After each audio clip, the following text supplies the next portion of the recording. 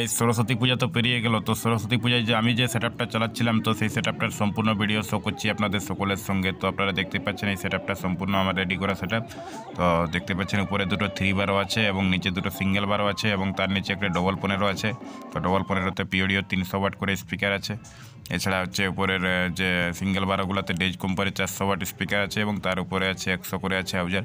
Total মালটা stranger 5K দিয়ে চলছে এবং স্টুডিও মাস্টার কোম্পানি ডায়মন্ড ক্লাবের 16.2 এই মিক্সচারটা দিয়ে আমরা এখানে চালাচ্ছি আপাতত।